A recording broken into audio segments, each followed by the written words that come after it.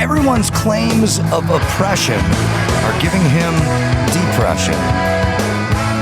Adam Carolla. Yeah, get it on. Got to get on the judgment. They're going to mandate you get it on. We got an open first 2/3 of the show. We got news. I got tons of stuff I want to get into. Let's go.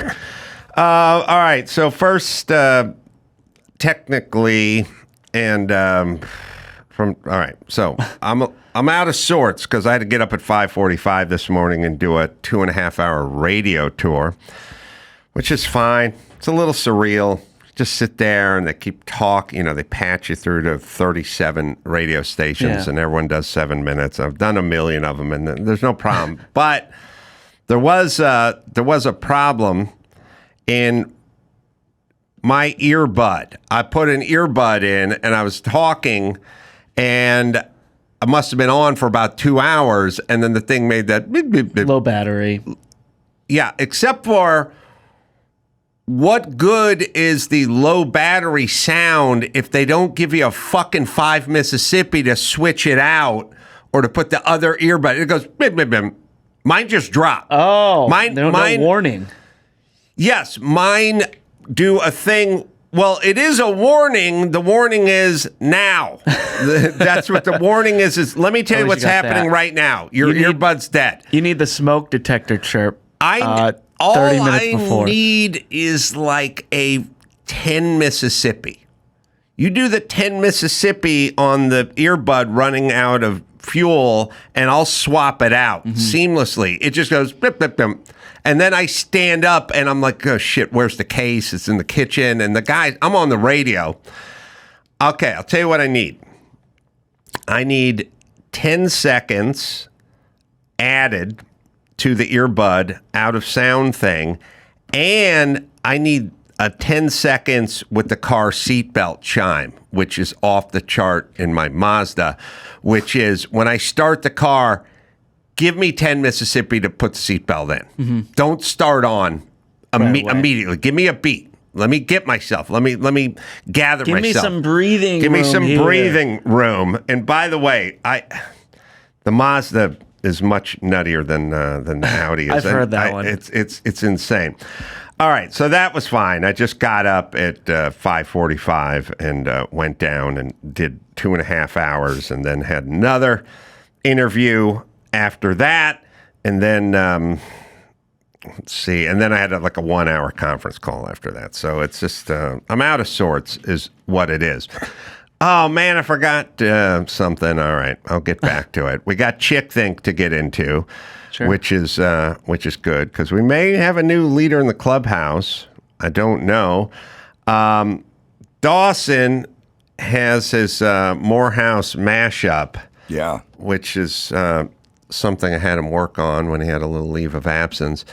And I don't know how it came out because I haven't heard it. But basically, the theme was this. College commencement addresses were supposed to be uplifting and positive from the day they started until 10 minutes ago. So now commencement addresses are either Joe Bummer Biden just out there bumming the shit out of every black person in that auditorium about having to work 10 times as hard, having a target on their back, and systemic racism. I mean, you want to talk about the Harrison Butker route of uplifting? Right. So here we go. We attack Harrison Butker. We applaud Biden for bumming out everybody in that auditorium. If you're Harvard or USC, you just fucking cancel it at this point. You just go, fuck it. We don't want the Hamasniks coming in here and crying. And if you're Jerry Seinfeld, you have people get up and leave. It's done. Yeah. We can't have a commencement address anymore without controversy or bummerdom. And like I said, bummerdom. That's all. My dad hails from Bummerdom. Originally, that's where his family's from. Biden's just up there just talking about how horrible things are for black people, to black people who are about to enter the horrible world that he speaks of. I know. He goes up and says, hey, this is the happiest time of your life. We'll see about that. Right. that's good when you're on your black college campus. But once you go out of the confines of this college where everyone hates you, good luck. He also says you're the future, but I'm the only one who likes you. Right. You're the future, but he hates, but we hate history, and we especially hate black history, and he's going to fix it. There's, 82-year-old white guy's going to fix your history, you 21-year-old black man. Do not worry. He's working full time. As you pointed out, these speeches, however dark and absurd they are, always go a little better over 70s soft rock. Well, it reminded me because these are the songs they used to play in the 70s during the commencement address. So here, history talk. Do you want from a doddering old race hustler? They don't want you in their history, but I do. Okay. All right. He does. The Carpenter sound. We so found nice the job, one boss. white guy that wants black people in our history. That's what a coincidence that he's giving the commencement speech. Yeah, Dawson, that was nice. It's beautiful. Yeah, well, it as always, you heard it before I even made it, and so I went in the studio, and yeah, this works out really nicely. All right. Do you like that song? I listen. I've come around on all Carpenter songs and all ABBA songs. I thought I was too cool for school. I thought I was a tough guy. I wasn't going to listen to any of that. I felt that way about ABBA. Crap. I've recently come around. Now, the prostate is enlarged. The testosterone production has gone down. I'm lactating. High heels are on. The heels are on. The transition has begun, and I will not change any ABBA song or any Carpenter song. And not only that, appreciate them, and not even in a novelty way where I go, this is really a really good arrangement, So, yes, I've turned the corner on ABBA and the Carpenters, and I really don't even draw a distinction between them. Do you find Great yourself pop hits. becoming more emotional to movies and music at an older age? I do find myself getting angrier at stupid people with bad ideas. Yeah. I marvel at it. Like, why are you doing this? Shut the fuck up. What is going on? Why do you think this? I do find that. I don't find myself growing softer. I find myself growing more bitter and jaded. And I was watching, I don't know what I was watching, but there's an F1 retrospective. You have to marvel at all the guys who died in F1, which was a common occurrence, back in the day. And they just didn't have a lot to involved. It was kind of safety with the tracks, and things have to go wrong for the safety to be put in, right? For most, like guardrails, helmets. Well, yeah, things needed to go wrong, but they did go wrong for a long period of time, and the thought was, well, shit happens. You don't want to get killed. Don't get into racing. It's a dangerous sport. And it was really guys like Jackie Stewart who were kind of retired early after, his protege, young driver for the Elf team died. Francois, something, very good-looking guy, got basically beheaded. I mean, it was essentially that scene. Savert. Francois Savert. Yeah, that scene in Rush where the guy was at Watkins Glen in practice and just got mangled. That was this guy, Francois Savert. And it kind of shook all the drivers. Sure. He was young and he was kind of a hard charger, and he was, of course, playboy. And he was sort of Brad Pitt in the looks department, Always good to have piercing blue eyes if you're wearing a helmet, because they wear these full face helmets and you just see these piercing laser beam, like blue eyes for this guy, Francois Savert, who was just a matinee idol. And then he basically gets beheaded because his car goes through the K-rail. So it's like his car split the K-rail. So here's, no halo, no nothing. Just gets over the bottom one and under the top one and literally just decapitates the guy. And I mean, the guy just looked like a model and was an F1 driver and had like a French accent and stuff, pulled off a Speedo, no problemo. You know what I mean? Sad. Yeah, and was good and on the way too. I mean, look at this picture. So we're looking at a picture of him in a helmet, but all you see are his eyes. You just see piercing blue eyes blue. coming from a full face helmet, Yeah. and then he basically gets decapitated at 27. So Brutal. and they just go on with the race.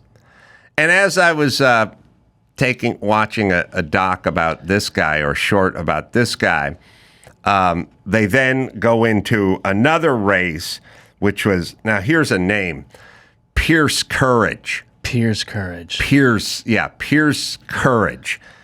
That's a great name.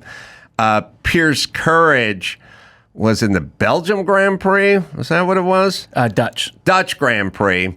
And Pierce' car flips over, catches on fire.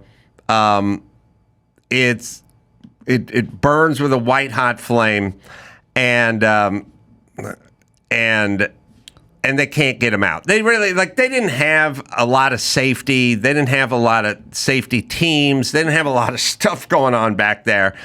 And the thing just burns incredibly. So intensely that the nearby trees and bushes were also set alight. Right. And they couldn't even get him out of the car, and they just pushed the car aside and continued the race for another 47 laps. And everybody who was in the race had to drive by their dead coworker, essentially. Ugh. Like, what if you just showed up here and died, like, while you're snacking?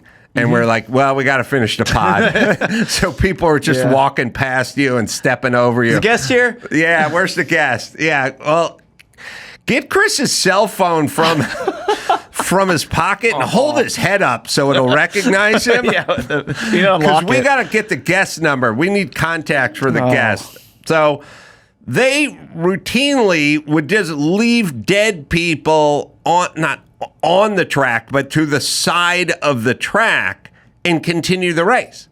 Like when they would do when they would do Le Mans, it's 24 hours. Car would break and crash or something. They just push the car into the dirt and just continue the race. They almost did that with Damar Hamlin.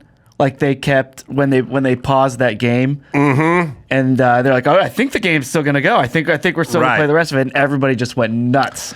It was done routinely back then. People died, but we still had a race to run.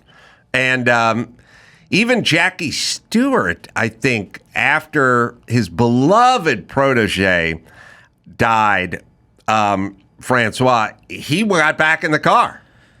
He got back in the car. He was like, I got to turn a few more hot laps. Oh, man. Because he was in the points for the championship.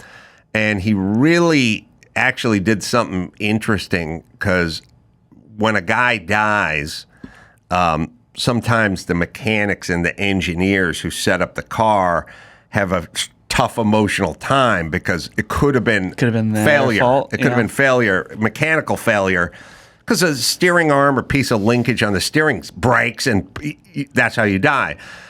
So Jackie got back in the car to basically let the mechanics know who set up his car that it wasn't them, that was the problem. And then he got out of the car, and I don't think he ran the race, and then I think he retired. He was supposed to retire in the next race, but he just said, that's it for me. And then became a fixture, calling all the other races, and it was tartan cap on. And then I lost all respect for him when I saw him do a Heineken Zero commercial. I was like, come on, Jackie, you can't advertise beer with no alcohol in it. I hear about faux cocktails and the big thing right now, the mocktails and zero beer. There's a whole bar that opened up by me that's all mocktails. It's a mocktail bar. I miss the days when those were just called juice. Yeah. I have no idea what we're doing here with the mocktails. I don't know. I get it. Someone came up with a good name, but that's as far as we're going. Now, I don't know what they charge for a mocktail. And I'd be interested because I'm gonna guess $10 or $12 in LA. I mean, you got to figure it's 65 to 80% of a cocktail. Yeah. You're paying for the labor at that point, right? Yeah. Just labor. So I do not get that, and I do not get the beer with I don't zero understand alcohol the in it. 0% I don't understand that either. Alcohol beer. Yeah. When I was young, it was called near beer, which is another good name. And I think once in a while, kids would buy near beer just to be cool. I was in Liverpool when I was in my teenage years, and they sold light alcohol content of lemonade in their whatever the machines you get the sodas out of. Vending machines. Jesus, yeah. They would send those in vending machines, and we tried to drink a bunch of those. That had considerably more alcohol than non-alcoholic. I kind of get the microdosing of alcohol if you'd like to if it's a weekday and you'd like to function with a lightish buzz. But there's zero beer, and I'm sorry, Jackie Stewart, I used to respect you. As far as I know, there is zero alcohol. You can't drink 20 of those and have the effect of one beer. That's not the way that shit works. I remember typing a Reddit AMA for you while you dictated back in 2013, and somebody asked you what kind of beer you were drinking on the Man Show, and I think you said it was half Sam Adams, half near beer. I would ask for Sam Adams. Jimmy would ask for whatever Jimmy would ask for. Part of it was a look. It looks better in a clear Stein than a Coors Light. But I like Sam Adams, and so I would ask for Sam Adams. And then what I started noticing is we would gang tape the shows. We'd do 2 shows in a day. And after we did the early show, we just turn around and do the second show almost immediately. And I found that if I chugged a beer, the Stein was probably 16, 17 ounces or something. It wasn't 12 ounces. After I chugged it, then we go backstage to get ready to walk out again for the second show, and I was like a little off my game. And also, if it was just doing a live podcast or something, I wouldn't care. I had to read cue cards, lots of cue cards for the monologue at the beginning. The monologue at the beginning was lots of cue cards, and I would look at Jimmy's cue cards and get confused with my cue cards. I got to pick. Doing it sober was hard enough. For me, yeah. For a guy who's never read out loud, first 2 shows, I was probably dragging my finger in the air in front of me, going down the imaginary cue card. Yeah, Jimmy had his color. I think he was blue, I was black. So if it was black, it was my words. If it was blue, it was his words. And I was such a shit reader, and Jimmy was such a great reader, and I was so nervous about bumbling and stumbling and fucking up the show that when I would go out there with after chugging a beer, it would take a bad situation and make it worse. Is what it is. So I started doing maybe the near beer or whatever in the first show, and then the second show you get a little more loose by the end. We'd be dumping Everclear into that fucking mug. Of chugging beers at the Man Show, so there's this guy Bill the Fox Foster. Yes. Who he was known for chugging beer. When we were putting together the Man Show, Jimmy said, we got to get Bill the Fox Foster, to play the piano and chug the beers. And how did Jimmy know him? Jimmy used to go. There's a Carson Daly connection. Carson Daly's dad or stepdad, Bill had a bar in Santa Monica. And he would sit there and he would play these dirty limericks on his piano, and then you'd all have to chug a beer. He was kind of it'd be like if someone said, I would like to see an alcoholic Benny Hill in concert. That's what it was. It's exactly what you'd think an alcoholic Benny Hill in concert would look like. And he'd be banging away on the piano and singing songs about liquor in the front, poker in the rear, and then he'd stop and he'd chug. And everyone would have to chug at the bar. And I think Carson Daly's dad or stepdad, something, frat house, something. Jimmy found himself in the bar. I'll have to ask him about it, with maybe young Carson, like underage, seeing this guy going, oh, this guy's awesome. And then later on, for Jimmy's, must have been his 30th birthday. Let's see, I met him when I was 26.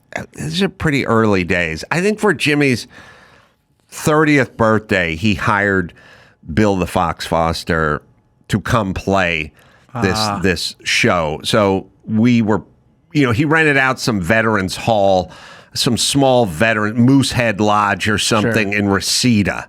This weird nondescript sort of weird square building. Have you? Yeah, they used to do big wrestling matches in there. Oh, okay. All right. So there was some sort of Moosehead Lodge and then somewhere in the Reseda, in the San Fernando Valley. And then everybody showed up. And I think Jimmy did like Arby's or something, like catered by Arby's. And then Bill the Fox showed up with his wife, who was kind of his handler. And then he was banging away on the piano and chugging beers. And then his claim to fame is he would stand on his head and chug a beer standing on his head.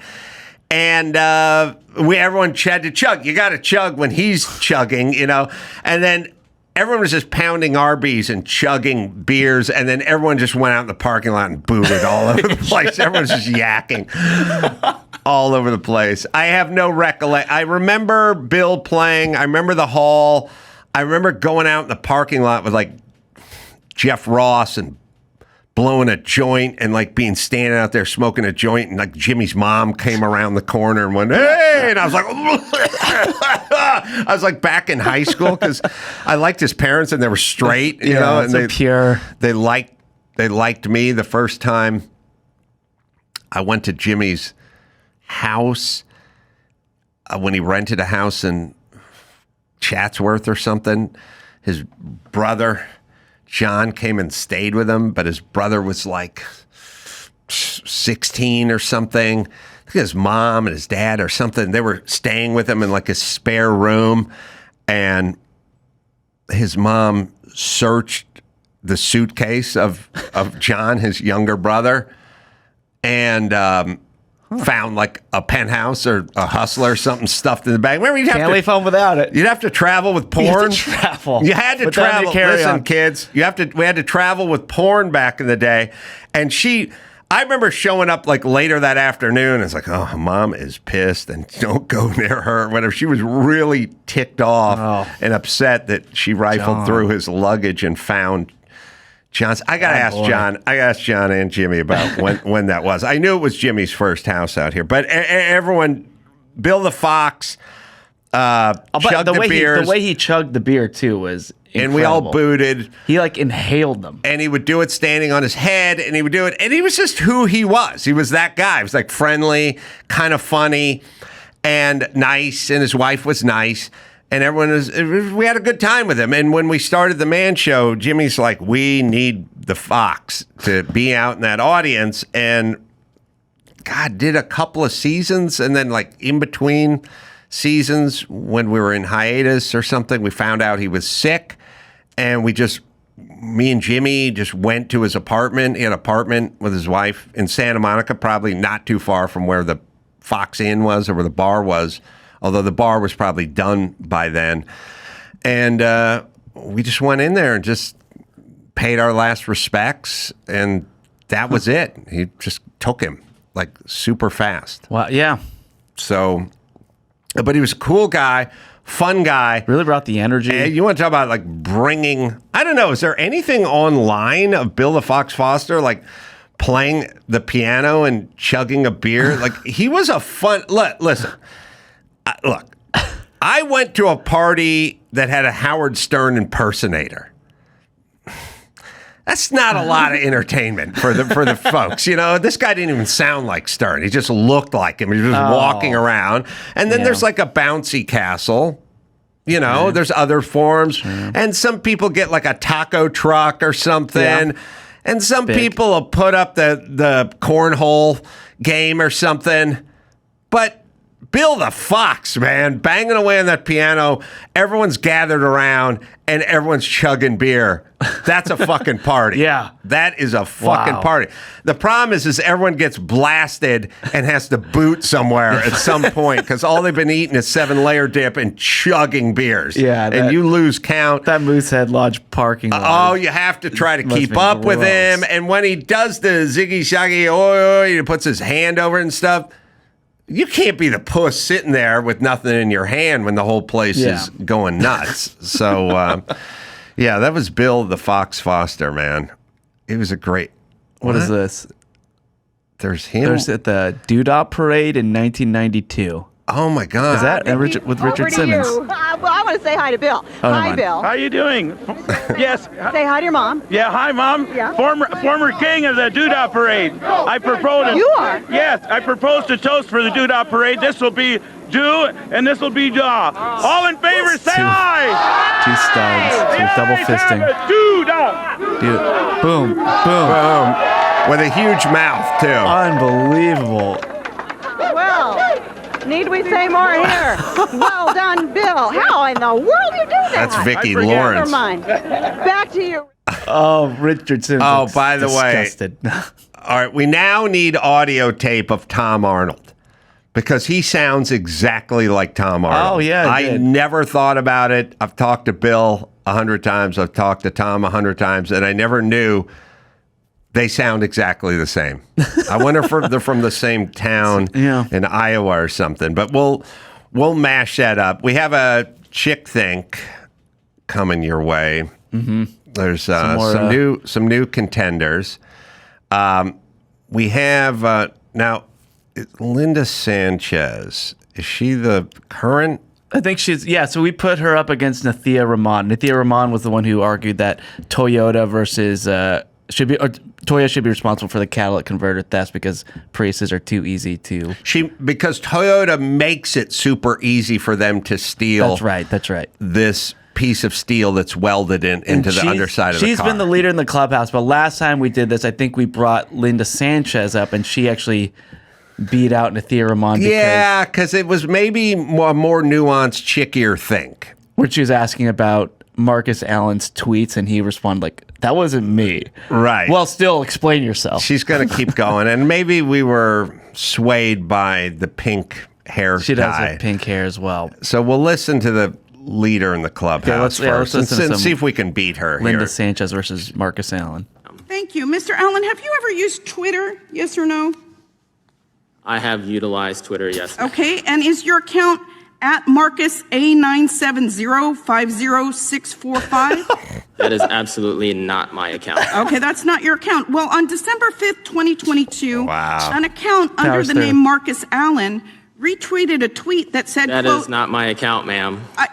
you haven't let me finish the question, Might sir. have been the football player. You haven't let me finish the question. And the time is mine. All right. It's really amazing. hard to beat this kind of stupidity. It's And as I say incredible. all the time, this crazy bitch is not just interviewing Secret Service agents about Marcus Allen. She's making policy that we all can enjoy for everything. So imagine taking this 10-cent rotted brain of hers and just applying it to, recycling or the school system or the border or cryptocurrency or whatever she's taking her 10-cent chipmunk brain and guiding it toward. We're going to be the recipients of that policy. But this And is he even pretty tried good. to get in front of it and almost in a way would have saved her. Like, oh, that's not me. Let's move on. Let's go on to the next thing. That's not me. And she's like, Right. whoa. Let me finish. Let me finish, sir. This is my time. This is her time. Yes. This is my 4 minutes to prove to everyone what a worthless, retarded person I am. You cannot interrupt me. All right. But more recently, CNN's MJ Lee is asking KJP. There's too many initials now. KJP about Harrison Butker and whether he's going to be welcome at the White House, and does a version of the same thing. Similar. Can we still assume that the Kansas City Chiefs will be visiting the White House this year in celebration of their Super Bowl victory? So what I can say is all the team, per usual, when there is a championship team gets invited. I don't have anything to add on their attendance or how that looks, but the team is always invited. Everyone on the team is invited. Everyone on the team is invited. There we go. You confirm you said everyone on the team is obviously invited. Is the Chiefs kicker Harrison Butker welcome at this White House? What I can say, you would have to. Is he on the team, bitch? What I can say is we invite the entire team, and we do that always. All right, I don't have there you anything go. beyond that. Given his recent comments, is he specifically welcome at this? We invite the team. We invite the team. It's an invitation that goes to the team, and so it's up to the team who comes and who doesn't come. That's the way it usually works. Okay. All right. What a pro. Now, that's very chick-esque. Anyone who's ever argued with a woman has been on the losing end of that sort of questioning. Not as overt as Linda Sanchez, but strong. Yeah. A strong effort. And now one that's a little deeper cut. We've just celebrated Michael Brown's, the 10th anniversary of Michael Brown being shot by police officer, and then Ferguson catching on fire. And if anyone wants to know how that one went, this is the guy who menaced and pushed and robbed owner of a liquor store moments earlier. So he robbed a liquor store, and then he started walking down the middle of the street on the way home. And then a police officer told him to stop walking down the middle of the street and to go on the sidewalk.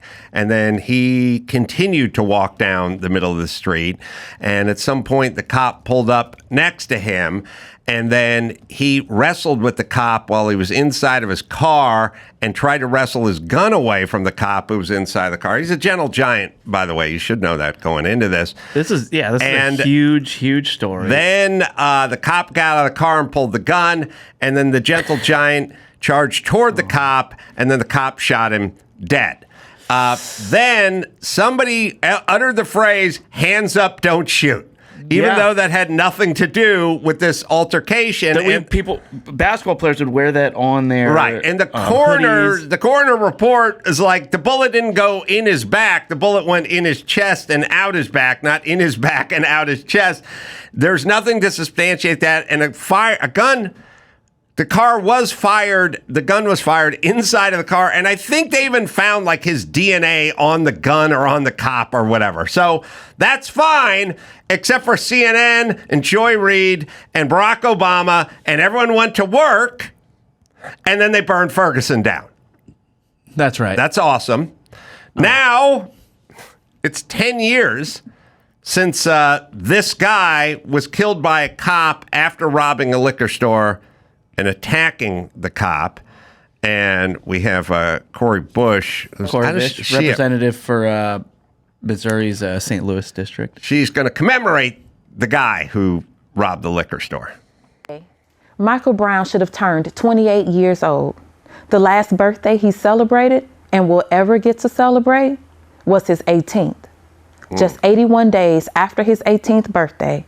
Hold on a second. Hold on. You listen, you can't do this with birthdays. People do this thing where it's like, my grandfather died 27 days before his 91st birthday. It's like, okay, just say he died at fucking 90. Yeah. Or they'll do that thing where it's like, his beloved wife, Edith, of 53 years died, and he died 86 days later, 22 and a half days from his 100th birthday. Yeah.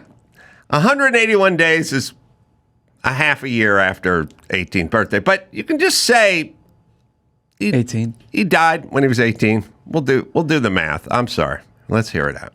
Sorry. Just 81 days after his 18th birthday, a Ferguson police officer killed him. In a just world, Mike Brown would be with his loved ones right now, celebrating another year, dreaming of his future as he blows out the candles on his birthday cake. But instead, we are only left with the memories of who he was. Yeah.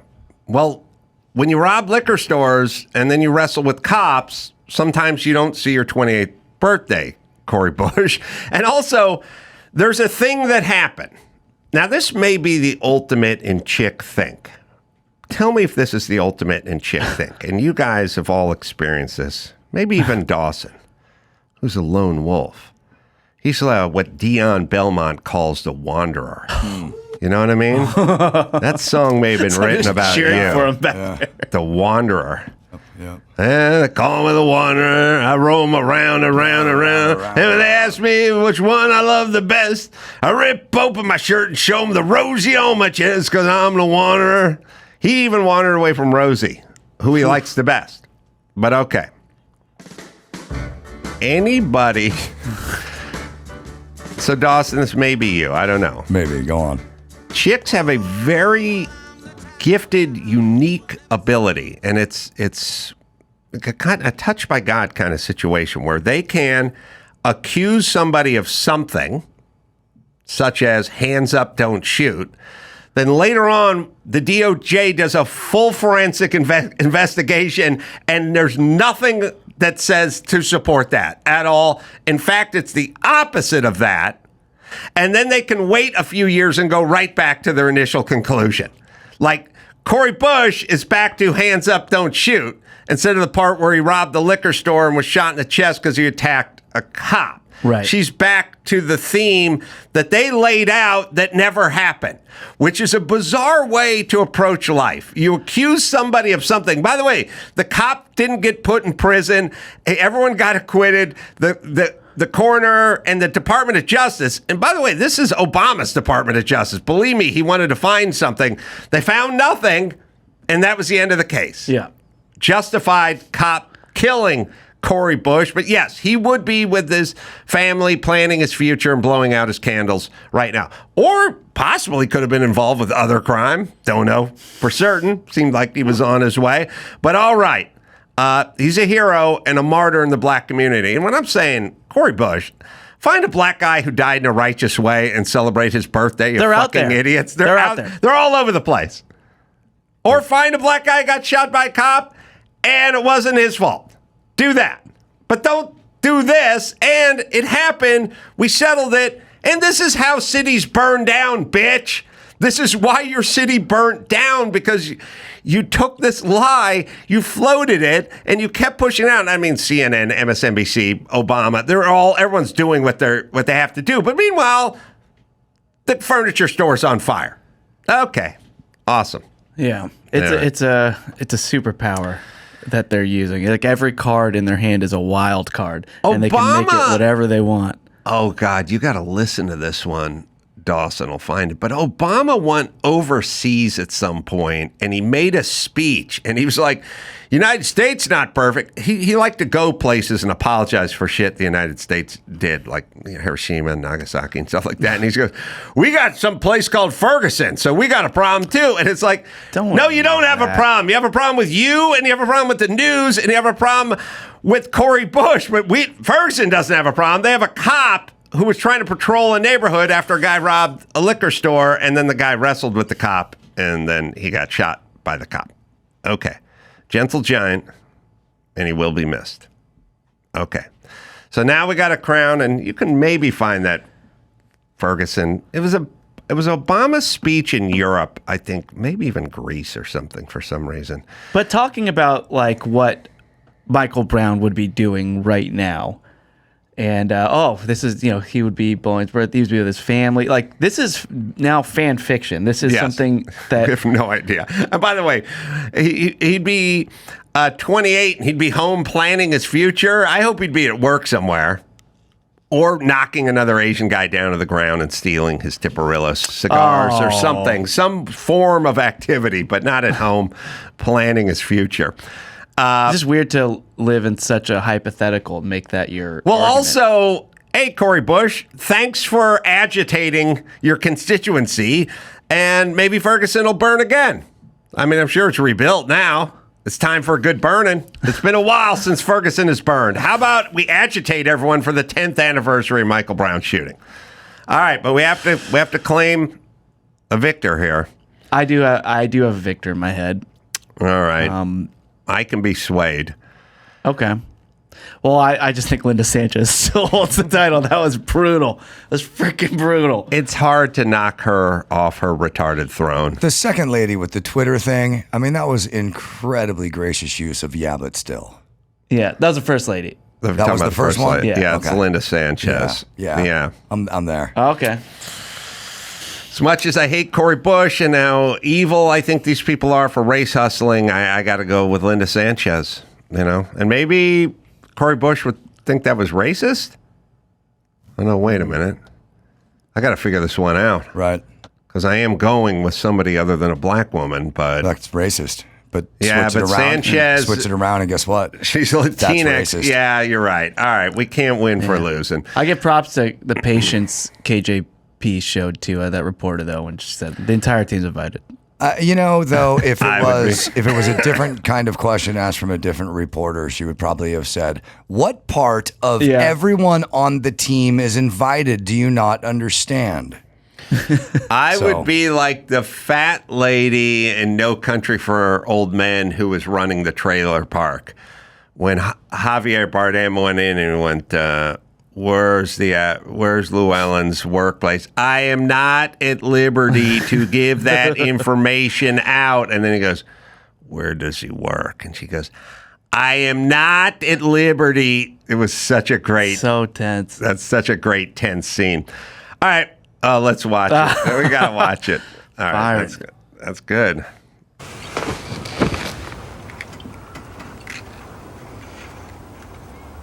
This is how I would answer that CNN reporter's question with Harrison Butker the second time. Oh, my gosh. Javier Bardem's just sitting alone on a sofa. There we go. You just hear him breathing. Here we go. Yes, sir? I'm looking for Llewellyn Moss. Did you go up to his trailer? Yes, I did. Well, I'd say he's at work. Do you want to leave a message? Where does he work? I can't say. Where does he work? Sir, I ain't at liberty to give out no information about our residents. Where does he work? Did you not hear me? We can't give out no information.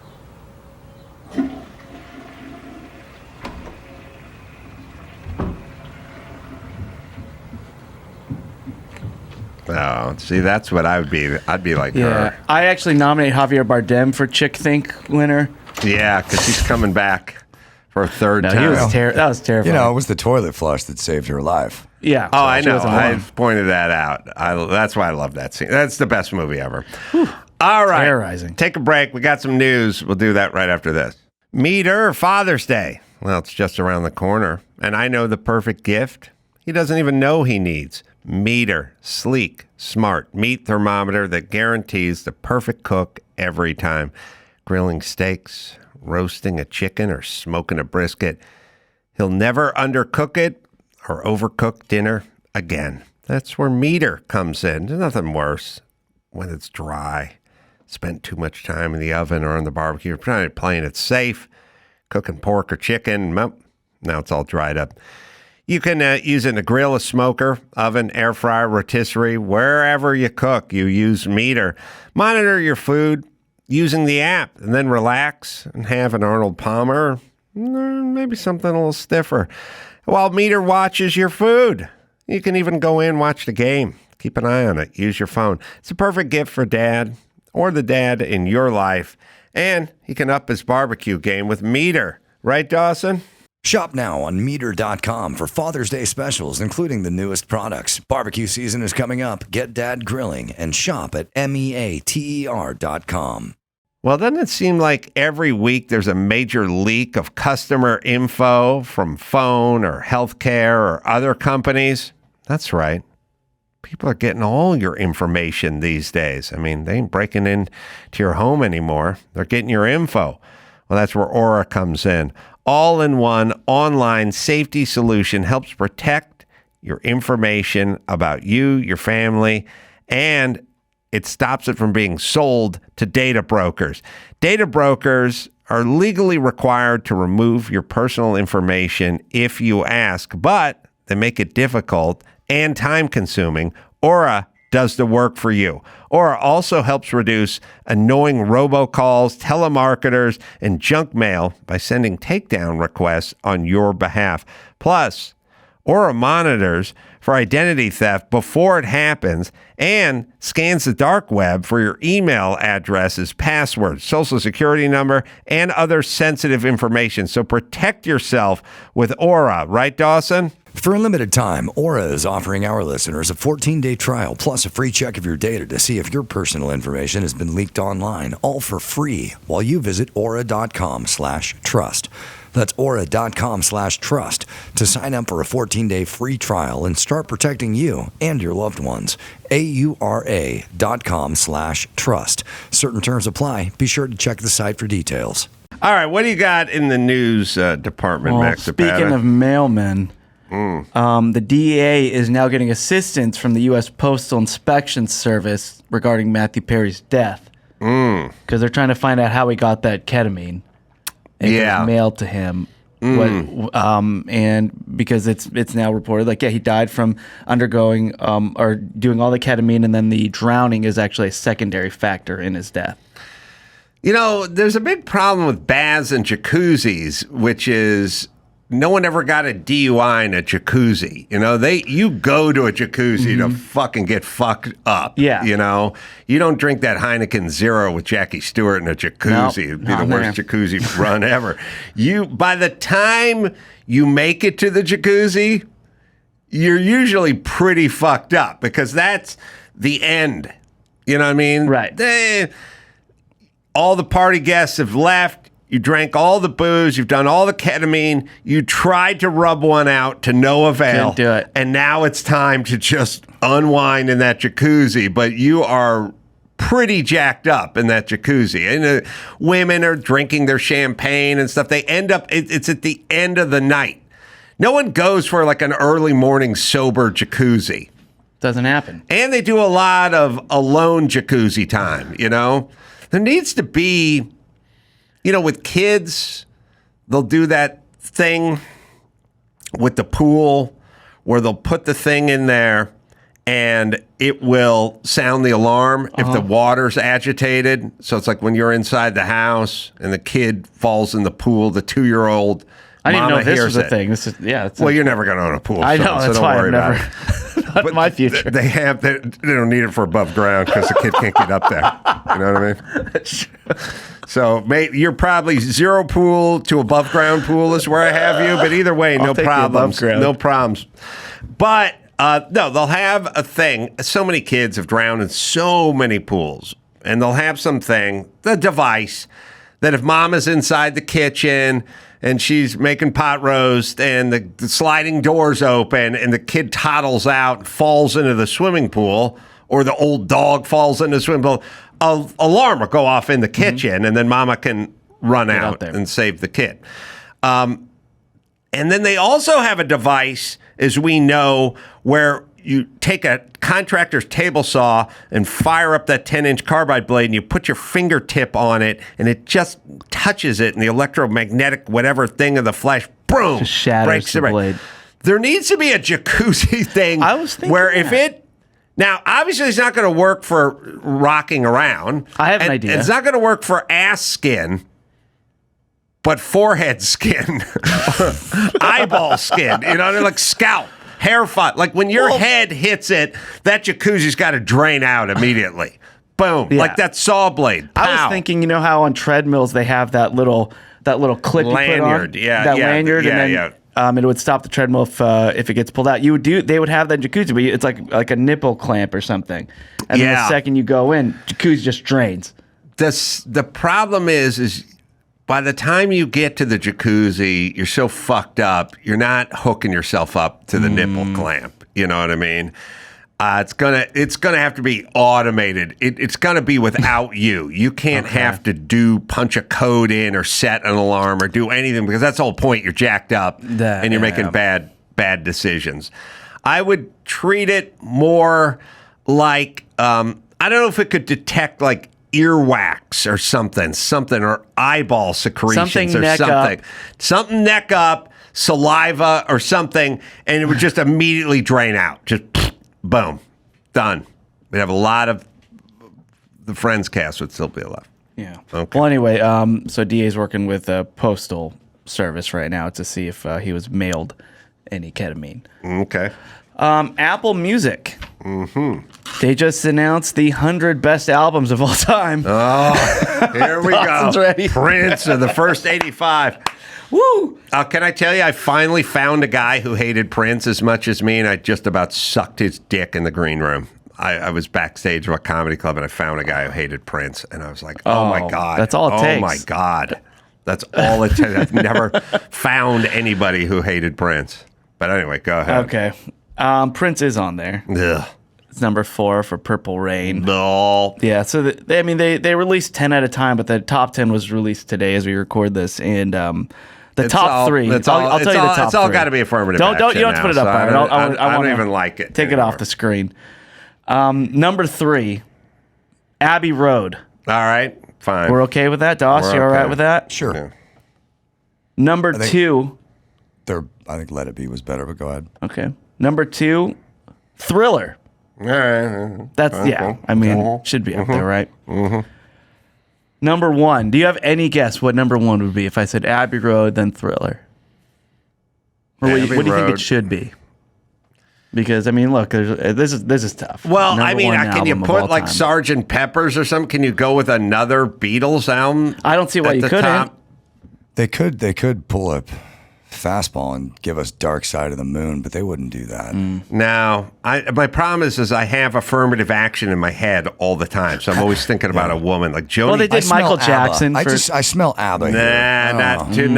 They're not cool enough, even despite my earlier speech. I will remind you that the creative director of music at Apple is Zane. Is your boy Zane? Oh, I fucking argued with that retard at know. Simmons' house for 2 hours about the Beastie Boys and how much they suck. Well, regardless, what do you? It's got to be something dumb like Joni Mitchell or something. It is The Miseducation of Lauryn Hill by Lauryn Hill. Of course. Didn't I say affirmative action? I said affirmative action. And people are very upset. That guy's a fucking idiot. Over Thrill. It's not just him. There are other people involved. And there's actually a round table with him and Maggie Rogers and Nile Rodgers. All the Rodgerses. He should have put his precious Beastie Boys up there. I don't even see the Beastie Boys in the top 10. I'll just read you the top 10. Number 10, Lemonade by Beyonce. Number 9, Nevermind, Nirvana. Number 8, Back to Black, Amy Winehouse. Number 7, Good Kid, Mad City, Kendrick Lamar. Number 6, Songs in the Key of Life, Stevie Wonder. Number 5 is Blonde by Frank Ocean. And number 4 is Purple Rain by Prince. It's so funny that 3 of the 10 greatest albums of all time have been released in the last 7 years. All right. Yeah. Yeah. All right. Listen. Every list has been corrupted by affirmative action. That's what I've said to everyone all the time. Hip hop is the most represented genre on Apple's list. Oh, sucks. All right. Soul and R&B are in second. Does the band music from Big Pink line up on that list anywhere? Byron, you can check that one because you have the whole list in front of you.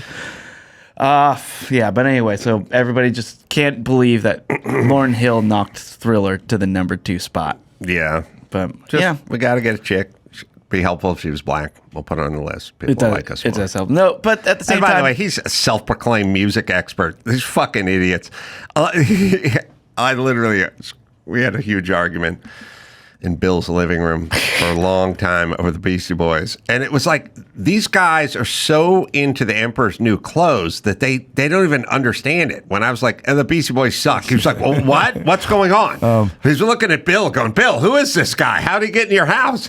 And I was like, I don't like them. They suck, and they're musically suck, and they don't do anything. And he was like, what's going on here? Is this some kind of practical joke? Like, these guys live in such a weird bubble that if you ever said to them, I don't like Prince and I don't like the Beastie Boys, they don't even know what to make of it. It's not even they disagree with you. I just saw on this list that a Taylor Swift record is better than Pet Sounds. Oh. We were just listening to some Pet Sounds yesterday with Gene Simmons. Where is Pet Sounds? Oh, okay. Well, listen. Has Lauryn Hill's... Okay, is she influenced? Because the Beatles have... the Beach Boys have influenced everyone. Who's Lauryn Hill influenced? All right. Born to Run... Number 22. Revolver, number Pet 21. Sounds. Pet Sounds should be... Pet Sounds looks like it was number 20. All right. Okay, that's... All right. It's up there. The Taylor Chronic, Swift. number 19. And then Taylor Swift, 1989, at number 18. Yeah. All right. There's Joni Mitchell, 16. All music, or 18, or is that, am I looking at the wrong? Oh, Joni Mitchell. Yeah, there she is. Look, here's the whole deal. Rap would be the easiest one to do. I couldn't do any of the other genres, but rap I could figure out. Listen, people parody rap and it sounds as good as rap. That's the problem with rap. Okay. It's dumb, too. It makes you dumb. Speaking of rap, 50 Cent, he's selling a documentary to Netflix. I don't know if you know about the beef between 50 and Diddy. I hear about it a lot. I know. I find it more entertaining than Drake and is it Kendrick Lamar? Yeah. Yeah. Well, what about white supremacy? Isn't that the real problem here, or is it black on black? I don't know, but There's a beef. 50's been hyping up his Diddy documentary for months, and it's being reported that Netflix bought it. And yeah, so and then did you see Cameron on CNN? It was on TMZ last night. I don't know if you saw it. Oh, how dare you question me? I know. About, he had a shot of like pink pussy juice or something, which was the greatest. You want to talk about a power move. This is an incredible interview. He's being interviewed. First off, I love it when guys wear sunglasses in an interview. It means they're all business. Number one, he's being interviewed asking what he knows about Diddy and just like the whole hip hop industry and how they've been responding to Diddy, and he's like, I don't know Diddy. Yeah, why did you have me on here? We should have vetted the guest. This is what segment producers are supposed to do. But then he takes a shot of like pink syrup. It's called Pink Horsepower. It's a sex supplement. Pink Horsepower. Sex supplement? Oh, yeah. Yeah. Mm-hmm. For the male libido. Is it the codeine cough syrup? Because that's syrup. Okay. Is it the same stuff? No. Okay, thank you. Come on, 2 cups. Okay. 2 chains or whatever we got. Whatever we got 2 of. I can do 2 cups, bro. That's right. And I do the scissor up. You know what I mean? Let's watch some of it. All right, let's watch. Can you tell us a little bit more about that? I mean, is there something known in the industry about how Diddy treated his artists? And he's just sick of the show. So I'm going to get some cheeks after this horsepower joint. I'm just going off what Mace said. Mace took me to Biggie. I don't really know Puffers like Mace know Puff. What about the industry in general? I mean, All right, so many people let's have pause pointed- for a second.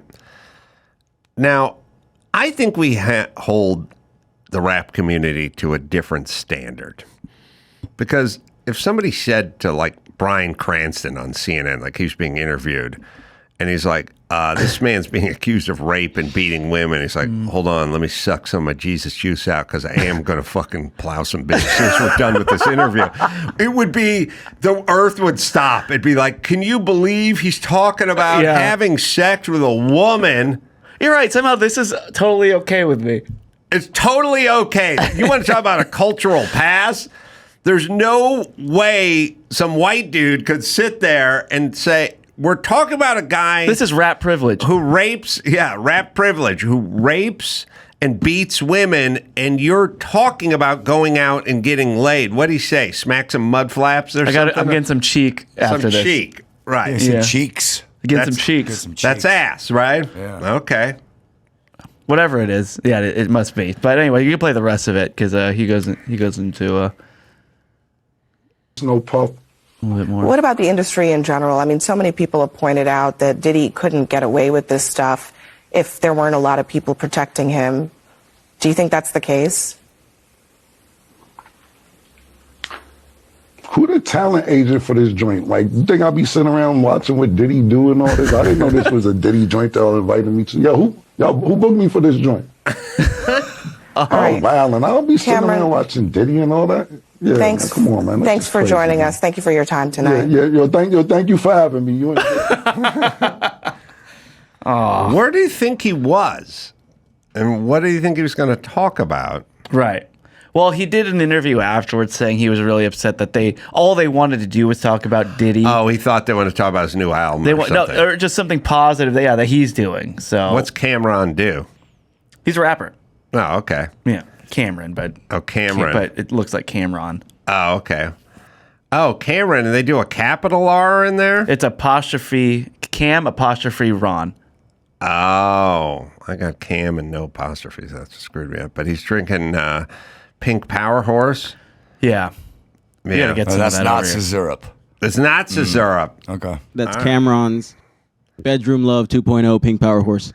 2.0. And is it all? You think it's all just caffeine? Like, what do you Let's see what's what do you in it. put in stuff? It's like caffeine, monk fruit, sugar, pink dye number 7, and cornstarch, and a little bit of balance of nature. Well, I'm saying it's $25 for one little cup of that. Not cup. I mean, just like a little tiny jar. Ingredients: ginger, ginseng, turmeric, and natural flavors. CLR.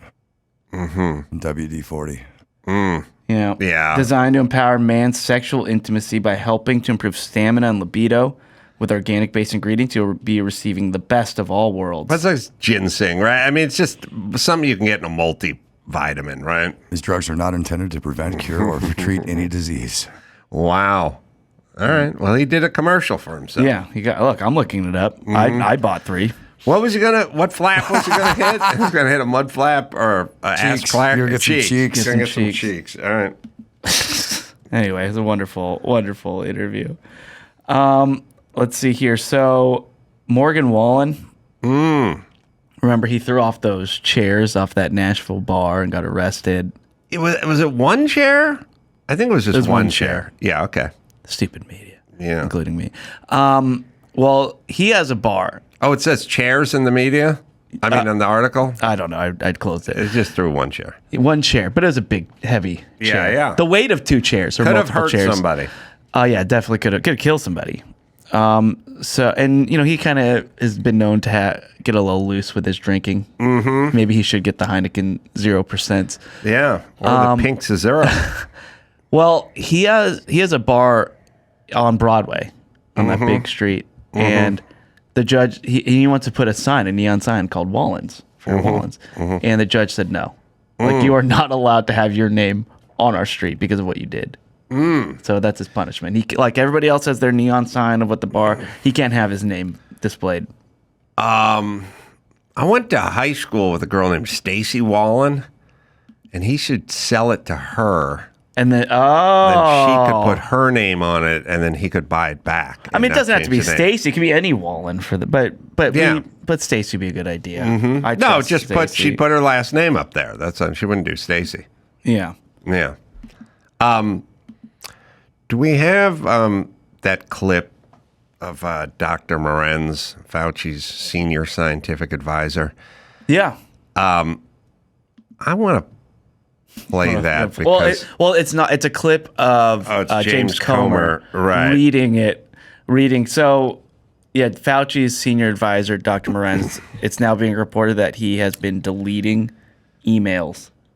And why would Fauci or any of those people delete emails? I don't get it. First off, aren't those our emails? I mean, you do kind of work for us, right? That is our property. But the Fauci, all you people that lit a candle to Fauci, all you people who never stopped worshiping under the cloak of Fauci, what is Fauci doing? Why are these guys deleting emails? Right. So that seems weird. He's the science, right? Just a man of science. This is a science man, so his emails are probably a bunch of emails about science, right? Why would they be deleting that? But science is subjective now. But so he's a top advisor for the NIH, the National Institutes of Health, and Dr. Morenz, and he deleted records critical to uncovering the origins of COVID-19 right. by using a secret back channel to help Dr. Fauci and a federal grantee that funded gain-of-function research in Wuhan. And would help them evade Is it peculiar that only Republicans want to know what happened with Fauci or COVID? It is more weird how this specifically? turned into something so political. There's zero interest, though. The Democrats were the ones who were telling us that this was a disease that ravaged the world and killed millions of people, and that you couldn't leave your house without a mask, and we needed to shut down the schools, and that this was a first-rate killer. Those are the ones who are spreading that message. Might they be interested in the origins of it, or who released it, or who was involved with it? And why is that political? It's political because they made it political. And they said anyone who looked into it or said it came from a lab was racist. So they did it, and they politicized it, and now there's no follow-up. There's no Democrat that's interested. The biggest event in the last 100 years in this country, and no Democrat is interested in the story. But we'll hear what this guy has to say. And by the way, if you're going to delete the emails, don't leave the one that says we're going to delete all the emails. That's the one. All right, there it is. It's funny. I learned from our FOIA lady here how to make emails disappear. That's his after email. I am FOIA'd, but before the search starts.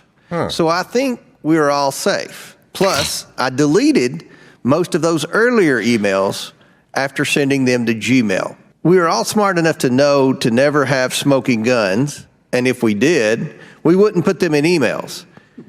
And if we found them, we would delete them. Well, these are men of science who are trying to protect people using science. Why are they deleting all their emails? Yeah. But nobody's interested in this. CNN got no interest.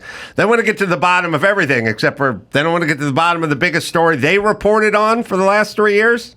They're not interested. No matter how much they don't want to report it, they're not going to be right. Like I don't Well, as I've understand. said millions of times, when Dr. Drew would go, well, what's CNN doing now? I go, well, they're not here to report on themselves. They lied during COVID, and they protected all these people, and they protected the lab during COVID, and now you're asking CNN to report on them when they were lying? I don't think they're going to do that. And that's why we don't believe them. Right. So anyway, we're deleting tons of emails. What'd I tell everyone about Fauci? What'd I tell everyone about that guy? What a fall from grace he has had. Jesus fucking Christ. Not his fault. It's everyone else's fault for building him up. Yeah. I remember when we did a Zoom interview with Henry Winkler, and behind Henry Winkler, he had a Fauci pillow. Yes, that's right. Saint Fauci. He had merch? He had merch. He had candles. He had pillows. Everyone loved Fauci. And now all the people who loved him are completely silent over this, even though COVID was deadly, a killer, and the biggest story in their life. But now no interest. Did you hear the latest thing that they're talking about, too, is that the 6 feet of space in between. Yeah. Completely made up. Completely made up. No science nothing. behind it. Totally arbitrary. And most likely put forward by Weingarten to close the schools. Because the schools aren't big enough to keep everybody 6 feet apart. My kids, they built a new cafeteria, and they would sit outside in the rain and eat their lunch outside. They wouldn't let them in the new cafeteria. All right. So people should be asking why there's an email talking about deleting tons of emails when your job is just you're a government official and you're interested in the science. Okay. Let me tell you something. If you want to look into it, the Fauci trajectory will be the same as the P. Diddy trajectory. It's not going to get better. It's only going to get worse. It gets a little bit worse. I would yell this at Dr. Drew all the time. It'll get checked back in a year. It'll just keep getting worse because he was involved. All right. Jeez. Now listen, if you'd like me to not be a conspiracy theorist, then don't leave behind emails talking about destroying emails. Then that's a way to do that. All right, one more. All right, so there's just a discussion online being had about kidney transplants because right now federal law bans organ sales in the U.S., but it's super hard to get a kidney transplant if you're in need of one. You get put on this waiting list, and unless somebody directly wants to give you a kidney, it's very unlikely you're going to really find one. Mm-hmm. The wait list is roughly 90,000 Americans. Wow. So people are saying, what if we gave people who donated a kidney a tax break, a $50,000 tax break? Mm-hmm. And so they're kind of discussing this now. And, Yeah, you get $10,000 a year for over 5 years for donating a kidney, and maybe we'll get some more kidneys. Yeah. Listen, anything that's effective, why not? I don't get it. We do Here's a lot. the problem with that. We're playing God. Problem with that is anybody who has taken really good care of their kidneys that are in the shape to donate to someone else and put in their body, most likely that is going to correspond to the level of care they have taken care of themselves financially. They're not going to have $50,000 of tax trouble. Me, I would totally take. Give me $50,000 of tax relief, but chances are my kidney ain't going to do shit for you. Well, when I was 23, I was in great shape and poor. There's plenty of young. If you get them young before the tax mistakes, yeah, I could see that could work. Listen, I told David Crosby of Crosby, Stills and Nash, who's big into this, before he died, you donate on your driver's license, you get the sticker, you get out of your first moving violation. And he was like, I love that idea. I love it. He called me off the air and whatever, wanted to talk about it. I'm like, yeah, why not? And then people go, oh, people wouldn't go for that. I don't know. Then don't go for it, bitch. If you want to, we want to incentivize people to do stuff. Do we not? You know what I mean? Like, do you not know how human beings work? You know, on the street behind us, there's a big pile of garbage. There's always garbage out there.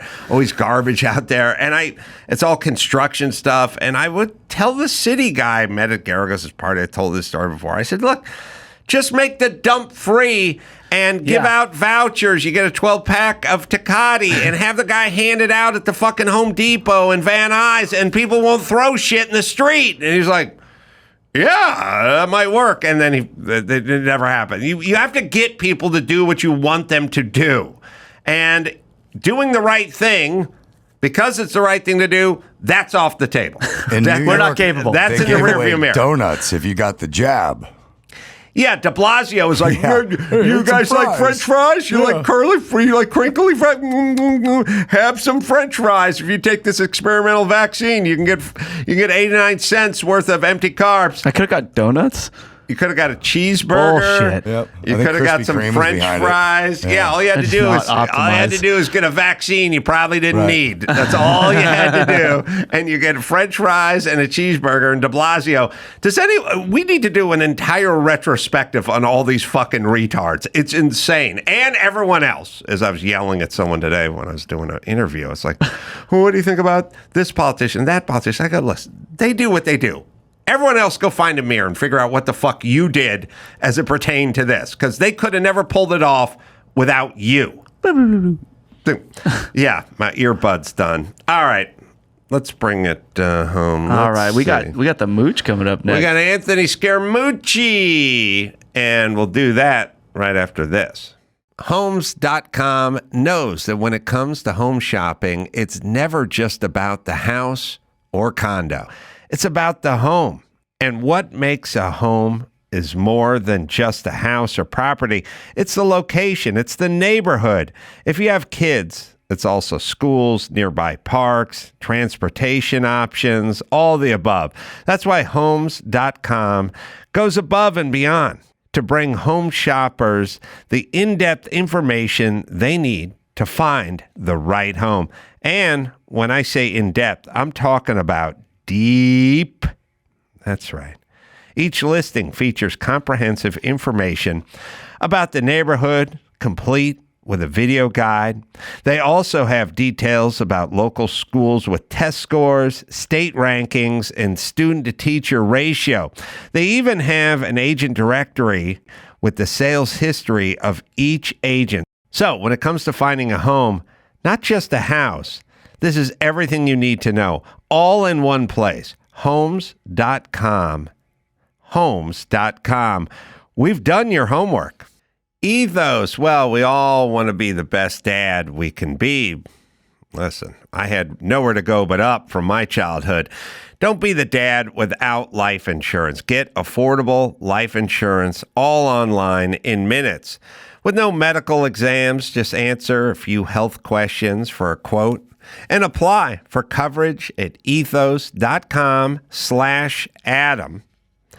You know, life insurance is important because it's not all about you. And while I've never been on the winning end of a life insurance check, I do believe it's part of being a responsible human being, especially once you bring kids into the world or you're married it's a responsible thing to do. So get same-day coverage in 3 easy steps. Personalized coverage to your family's needs, like helping your kids through college, your spouse with the mortgage, and more. Affordable options from 10 to 30 years of coverage. It is Ethos, right, Dawson? Be the parent you want to be. Get up to $2 million in term life insurance coverage in 10 minutes with Ethos. Answer just a few health questions and get your free quote at ethoslife.com/Adam. That's ETHOS life.com/Adam. Anthony Scaramucci is zooming in from New York City. He's got a new book out called From Wall Street to the White House and Back, and it's available wherever you find finer books. Got a lot of lessons in here, Anthony. Good to see you again. You know, I love the way you say my name. Could it be because your name is Carolla? Could that be the way? Yeah, but you got the Anthony, and so people know your heritage. I got the Adam, so people have no idea what my heritage is. But if I was Anthony Carolla, then everyone would know I was Italian. There you go. Are you Italian? Yes, I am. Hence the Carolla part. So funny. My brother's name is David, so I think he's a Jewish Italian. You know, it's weird that nobody thinks I'm a Jewish Italian. People factor your first name in maybe more than your last name when it comes to your heritage, which is bizarre because your last name is your heritage and your first name is whatever mood your mom was in when you were hatched. So exactly. I get Adam, and then Adam seems sort of Jewish, and then that cancels out the Carolla, and now there's an issue. So Mooch is, did you always go by Mooch when you were young?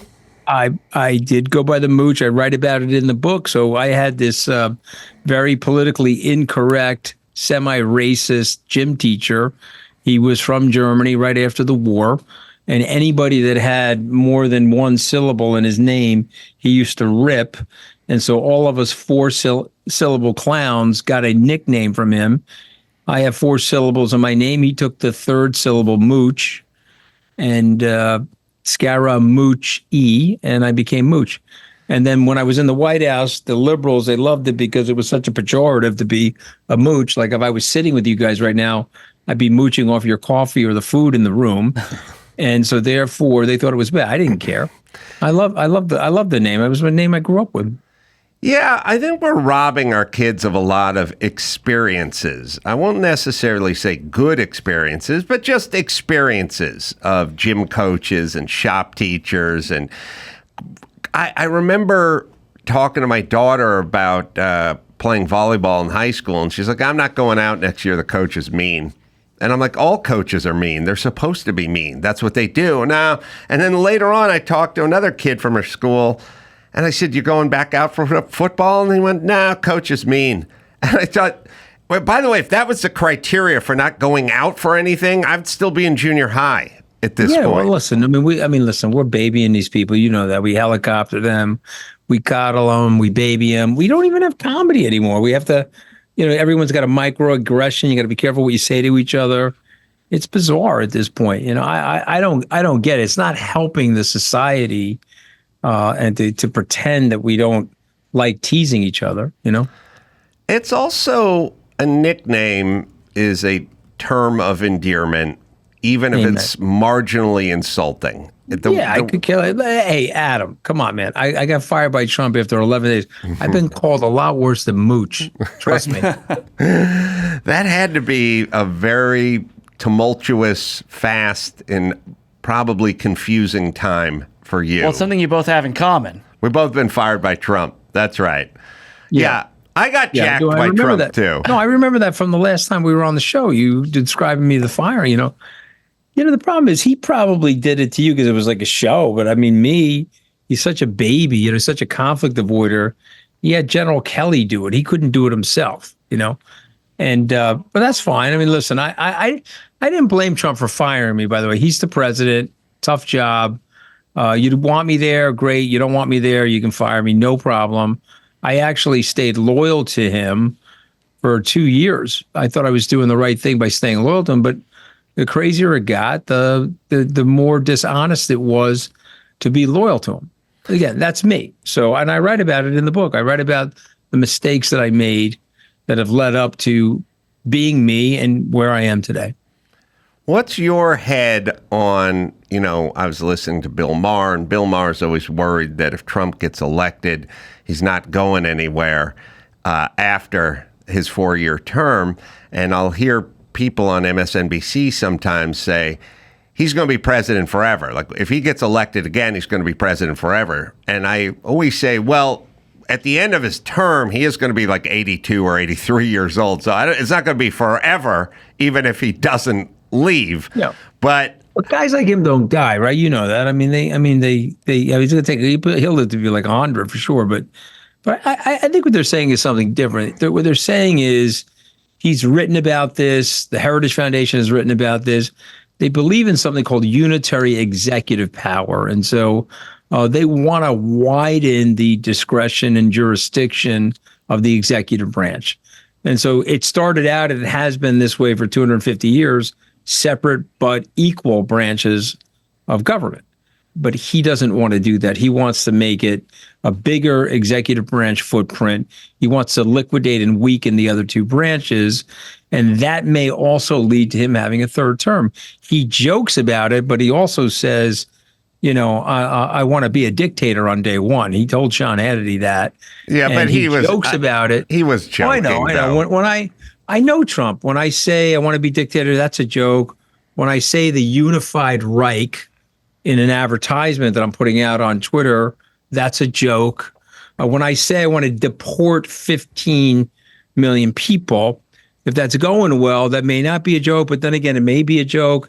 I know Trump. I understand the oscillating tongue and lip and mouth movement that's sometimes connected to his brain and sometimes isn't. I got it. No, he's just joking. Doesn't really want to be a dictator. Oh, by the way, that wasn't an insurrection. It was a tourist visit on the 6th of January. I got it. I know the whole thing. He's done a very, very good job of creating a prism around his personality. So we disregard the truth and we disregard the lies. And he's done a very good job of that. I understand that. I understand how it works. I've read history. See, I think that may be intentional by him. I have no idea how much of his stuff is intentional. I think it's the fault of certain news agencies and pundits who bite on everything and turn it into something that it doesn't need to be turned into. And then it gets washed out with other things that may be more important and more critical that they should be spending more time on. So they grab on to, I saw the interview with Hannity, and he was saying, I'm going to be dictator for one day, and I'm going to drill and put a fence up at the border, or whatever he said. But it was sort of border and drill, and then he said, I'm not going to be a dictator after that. And people glommed onto it. They grabbed onto it, or they grabbed onto.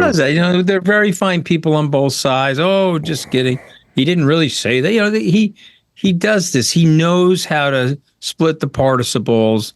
So there's red meat out there for his supporters, and he's got his adversaries up in arms. Adam, 71 campaign stops with the man. You know what I mean? I know the guy. I know what he does.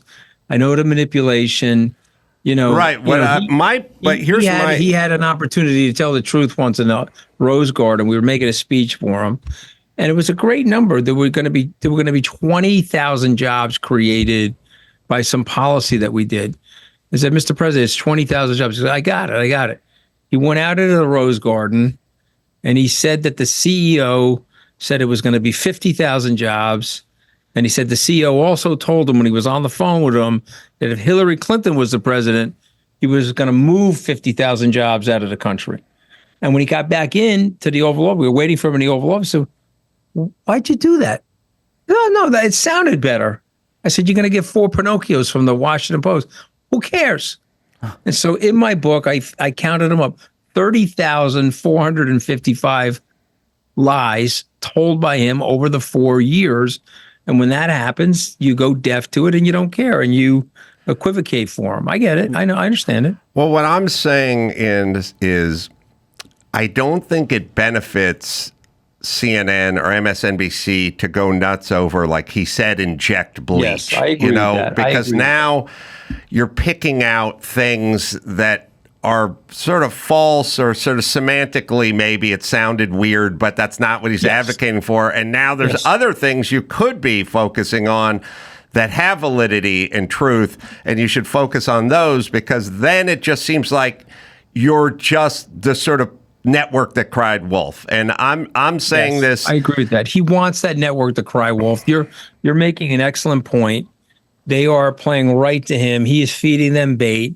They're taking the bait, and they are homogenizing their network. They're losing the objective bite of their network by being the network that cried wolf. I'm with you on that, and that's a manipulation tactic.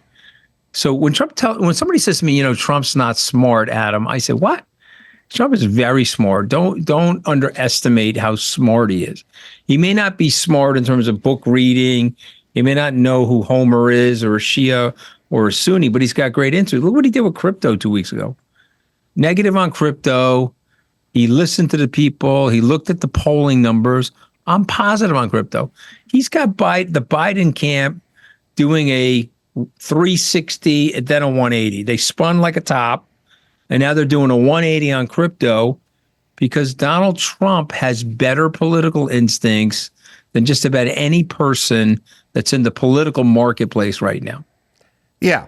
Basically what I'm saying is if somebody accused me of something I did, like if they said Adam Carolla cheated on his wife, I'd go, oh man, I got to deal with that. But if they said Adam Carolla cheated on his wife, and when he was in an elevator, a disabled veteran got on and he farted on him, then I would go, you can't prove that. And then we'd start arguing about me farting on a disabled veteran. And now we've left. I got the over on that. He was in a wheelchair. He was asking for it. He was right there. I'm 6'2". Right. So, yeah, I think they should leave some of the stuff that's a little bizarre and probably unprovable alone and focus on the big low-hanging fruit. But who do you like then? So now you got Biden, you got Kennedy, you got Trump, and then there's some, ancillary Green Party people and that kind of thing. It's a very simple thing for me. I like the democracy. I like the institutions that your family and my family came into, where the founders said, we don't want the branches to be more powerful than each other. We'd like a flat system. A flat decentralized system is sturdier, and it'll give people more power, not the government more power. And when you go with people that want to widen out their power, what ends up happening, you get a kleptocracy. And so I don't want that. And so for me, I'm with Esper, Milley, General Kelly, Mike Pence, the former vice president, and the 40 other people that have spoke out, that have worked for Donald Trump and have spoke out publicly and said under any and no circumstances would we vote for Donald Trump. Because I would accept bad policy over full-on craziness. So let's say there's two movies being played on Election Day. One is Weekend at Bernie's, and the other is One Flew Over the Cuckoo's Nest. I'm going with the guy who is forgetful and elderly over the guy that's crazy and needs the full-on lobotomy. So that's me. And I understand that there's a little bit of a movement lately towards Trump. People are saying, okay, the 4 years weren't so bad. Biden does not look like your grandfather, by the way. He looks like your great-grandfather. And as a result of which he's having a hard time selling his agenda. He's actually returning jobs to the United States. He's actually reshoring manufacturing. He's actually, through the CHIPS Act, developing foundries all over the country. But he can't get out there. He broke his foot. They put a boot on the foot. He didn't want to walk around with the boot. The boot was supposed to stay on for 8 weeks. He took it off after 2 weeks. And now he can't put any weight on that foot. When you watch him walk, he's walking with a very unsteady gait. And so that whole general appearance of him and the lower stairwell at the, he's on his Peloton every morning. He's on his Peloton every morning. He's in good shape, but he broke his foot and he's not willing to do the rehab for the foot that he needs.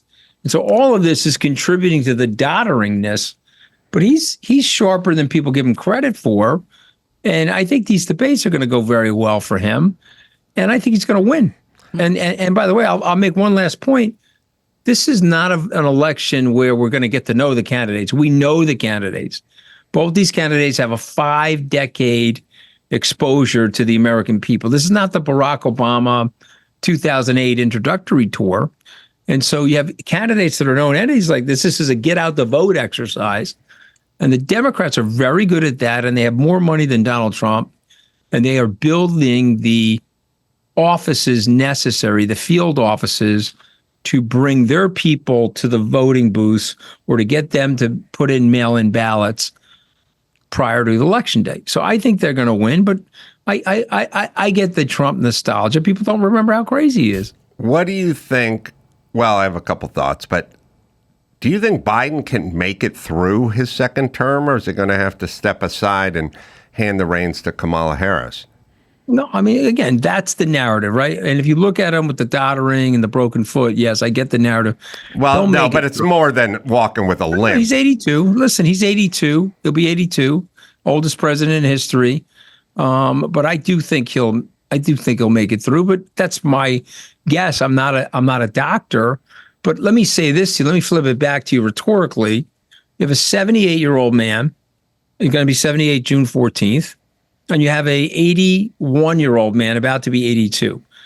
If one of them had a age-related disease in the next 6 to 24 months, would that surprise anybody? No. I mean, at this stage. Why then? So for Biden, to me, he talked about being sort of a unifier and getting the adults back in the room and nonstop talk about race. I feel like he just race hustles way too much and white supremacy, this and that, and his Morehouse speech and everything else. I agree with you. He should focus on manufacturing and building silicon chips and whatever he's doing that's positive. It should be discussed and highlighted instead of more sort of race and division talk. Who is who? And that's probably not his idea, but who is telling him that's a good idea? It's a really good, I mean, that is the great question. Okay. To me, it looks like from my distance that the hard left still has control over Biden, the hard left progressives. And it feels like his decision-making is flawed from there. To give Trump credit, he knows that the hard right does not want abortion to exist in this country. He knows that the hard right does not even want IVF in the country. And Trump has tried to moderate that position. He's made speeches about it. He's put out tweets on Truth Social.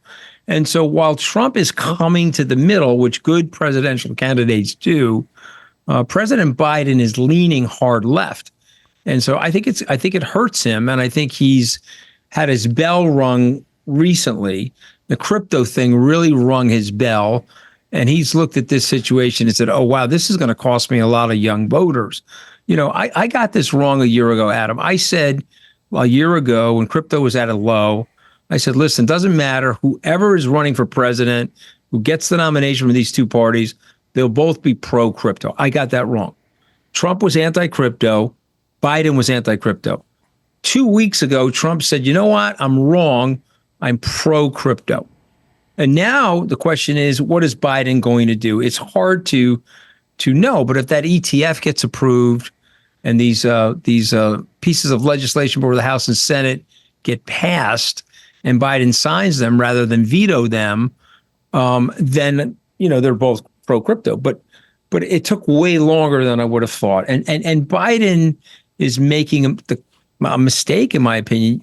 The country lives in the center. The most powerful voting bloc in this country, there's 144 million people, guys. They vote the exact same way in every election. And it's the largest voting bloc in the country. It's the non-voter, guys. The non-voter. There's 144 million of them. And all one candidate has to do is find 2 million of the 144 million and bring them into the swimming pool with the rest of us, and they win the election. So how do you get those people? You got to appeal to the middle. Well, you got to be a moderate. This is my question. How come a James Carville type who's constantly railing against all these kids and transgender and Hamas supporters and all this stuff, and he's screaming, don't do it. You know what I mean? Like, this is a small group of super loud people. Move toward the middle. Get back to, maybe some domestic energy as well as some green energy. Let's get back to some border security. Let's get back to some basic stuff over here.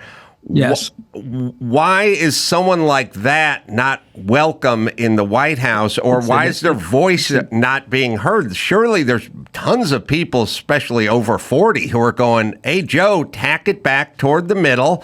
People generally like you, and they generally trust you. They don't like some of these positions, so just move it on back toward the center.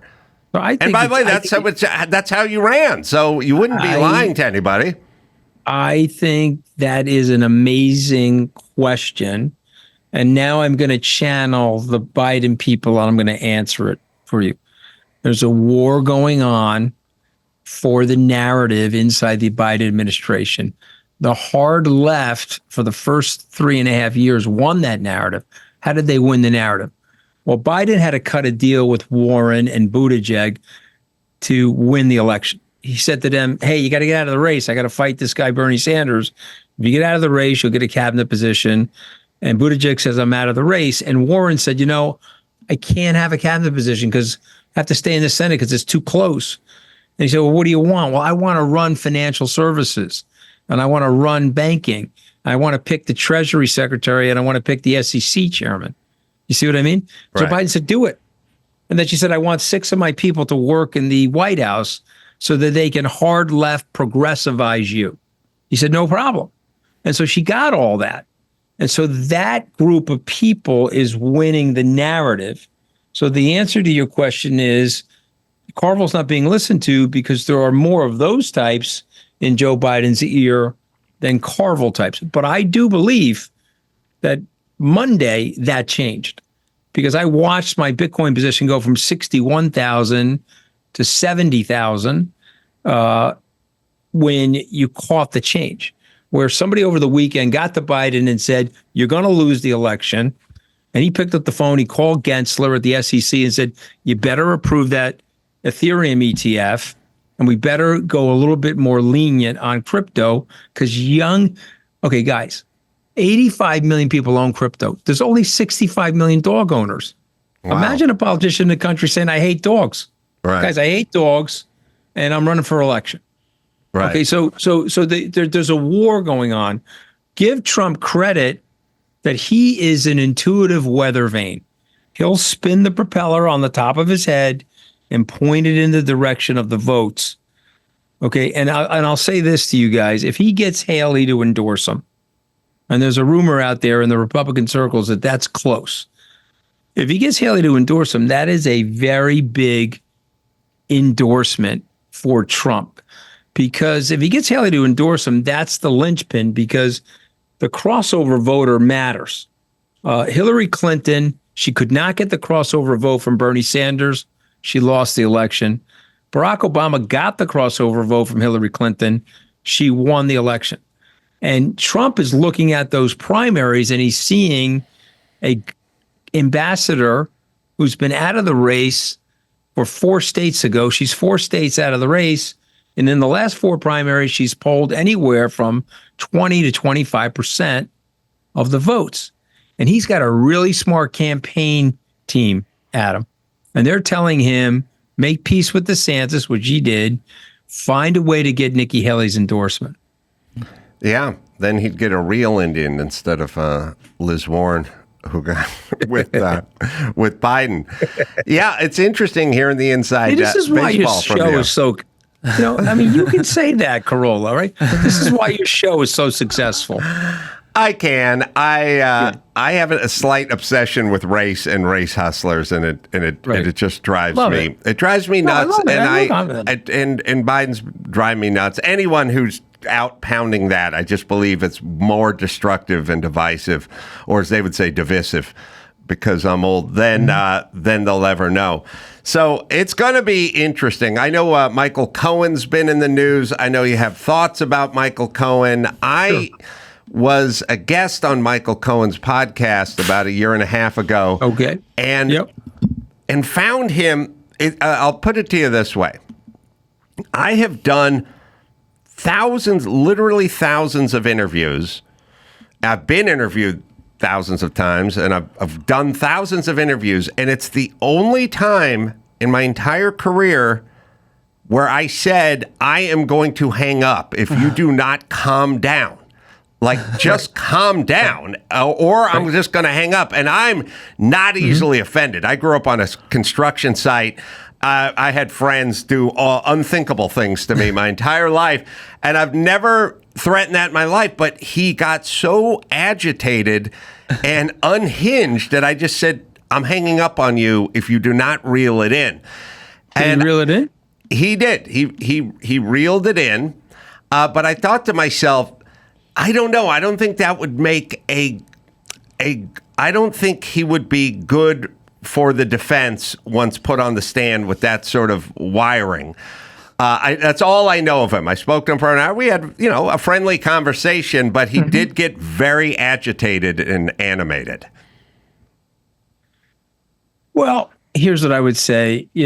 Michael has allowed this to seep into his brain chemistry, and I think it's a mistake. And I said to him, to his face, and I said it on Morning Joe the other day, and I'll say it to you guys: when you become somebody's groupie, and you're scorned or spurned by somebody's groupie, okay, it has a wild effect on your brain. And I would tell young people that listen to you, old people, but really young people, don't attach yourself to people. Don't idolize people, because no one is a hero to their valet. Everyone's got strengths and weaknesses, doesn't matter how important you think they may be. And Michael wanted to live in Trump world and be part of Trump's orbit. And Michael was very rough on a lot of these journalists, and he was very bullying to a lot of people. And he writes about it openly in the 2 books that he's written. And so he had his comeuppance, and he's had this reformation. But what he hasn't had is a drop in the anger. And so this, I know this, the anger is a poison you're drinking, hoping the other person dies. Right. And it doesn't work that way in life. And so that's what you're sensing from Michael. I'm not angry about the situation. I own my mistakes. I own the firing. I think Trump has good qualities. I'm not that kind of guy. He can be charming and gregarious when you're in his presence. I just think he's dangerous. I think he's not the right person at this hour in this nation's history and what's going on around the world to put him back in the Oval Office. That's it. And if you decide to put him back in the Oval Office, we do get the democracy. In a democracy, you get the people that you deserve. And I'm an American. I love the country. And by the way, if he wins the election, which I predict he won't, but if he won the election, I would want to see him have a successful presidency, because he's my president like everybody else. And I'm not the guy that would be that polarizing. So to me, I'm just explaining to you what I think is going on. I'm going to tell you why I think he's going to lose. And since I'm a guy that calls things in the market and have to make predictions about investments, I'm happy to make this political prediction. But I'm not wedded to it where, it's got me in a headspace that's crazy about it. And I think Michael's made a mistake with that, frankly. And I've told him that as recently as yesterday. Do you have any Kennedy thoughts? I like Bobby. I think Bobby's a good guy. I met Bobby and spoke to him at length at the Bitcoin conference last year at this time. I met Bobby 10 years prior to that. I had a good conversation with him.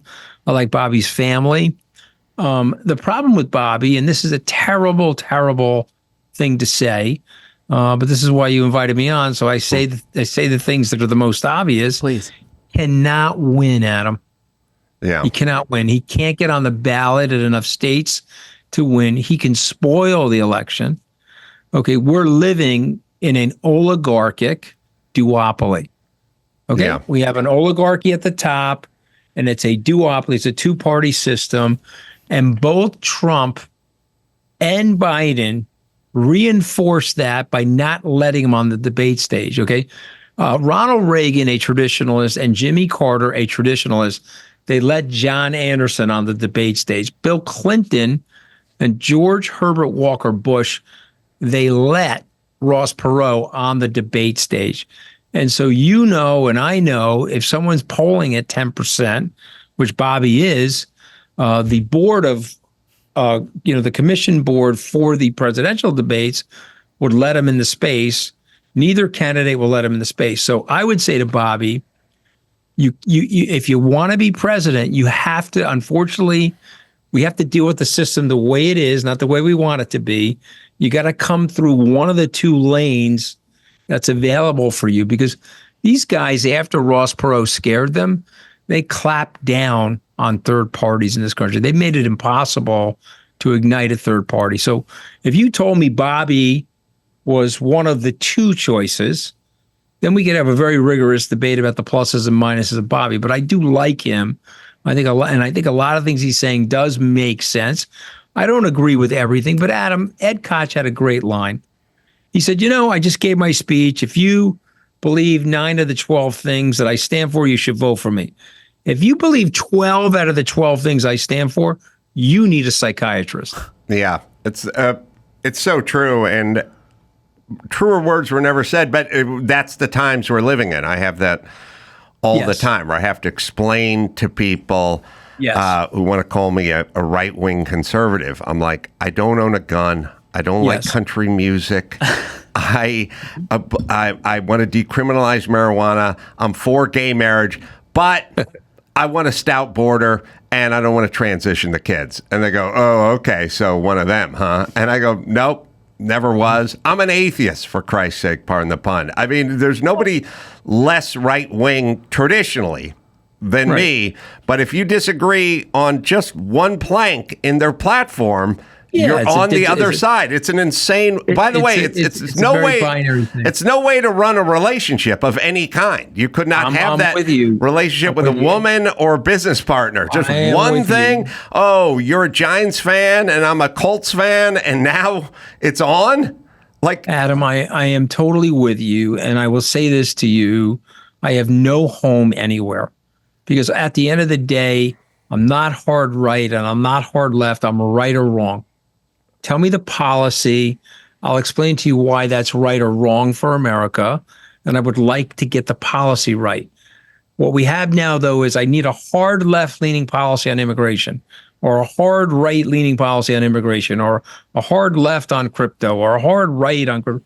It's just when the country was at its greatest stature in the world, we were in a bipartisan commitment to right or wrong. And we weren't getting everything right even then, but at least we had the goal. Steve Cohen owns the Mets. The Mets suck this year. Did you guys? You're probably not paying attention, but they suck. But the fan base loves Steve Cohen. Do you know why? He's trying to get it right. And he wants to win as much as they do. So when he walks into the stadium, they cheer the guy. You understand what I mean? Like, people know this guy is trying to get it right. We live in a society now where people are not focused on that anymore. I'm in my silo. If you're not 100% of my silo, you're not for me, you're against me. And it's stupid. And we got to knock that off. We have to stop that. Agreed. Why do you think Biden is going to win the election? What's going to give him the edge? It just has to do with voter turnout. So I'll say three things. 80% of the people do not want Joe Biden or Donald Trump to be the candidates. If you poll people and say, hey, could you have two other candidates? Would you take them? They say yes, 83% of the time. So when you get a situation like that, you have low voter turnout. Okay, and I predict that the turnout in 2024 will be less than it was in 2020. And that augurs better for Biden, because Biden and the Republican Party is the smallest registration of the three groups now. The largest is the independents. Second reason is Biden has way more money than Trump, and he's raising way more money than Trump. You'll point to last month, but what Trump did was he pushed everything into the month. Okay, look at the cash on hand. Trump will disclose his. Biden saying he has $192 million, And by the way, he just spent $35 million in the last 2 months building these field offices in the swing states. It's going to come down to Michigan, Wisconsin, and the state of Pennsylvania. Assume all the other swing states go to Trump. If Biden wins those 3 swing states, he wins the presidency, and he's going to dump a tremendous amount of money into those. And then the last point is one I made earlier. They're going to bus the nursing home patients to the voting booths. They're going to spend the money, and they're going to be operationally more well-heeled and more efficient than the Republicans. So there's nobody in America at this moment that, I need a little bit more data on Joe Biden before I decide the election. Or, excuse me, let me hear more from Donald Trump before I make an opinion on him. The opinions are set. It's just a matter of who's going to get to the polls or who's going to mail in their ballot. And I think it comes down to that. I think a result of that, Biden will win it. Last question for you, Mooch. Hey, thank you for having me on, by the way, Adam. I love your show. I enjoy talking to you. I told a few people I was coming on, and I was like a little bit of like a humble brag. You know what I mean? People love your show. They go, oh, gee, you're going on Carolla's show?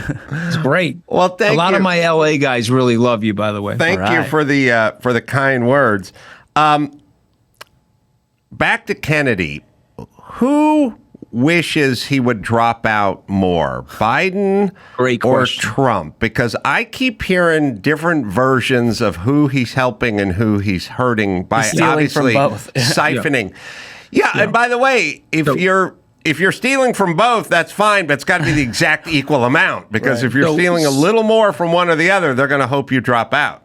So it's a great question. I'm going to answer it in 2 ways. Okay, number one, both sides wanted him out. I mean, and as it relates to the debate, they don't want him on the debate stage. Both sides agreed unanimously. So they both think he's hurting their respective side. But my opinion, always in the American political system, follow the money. The money that he is getting is from the Steve Bannon hard right crowd.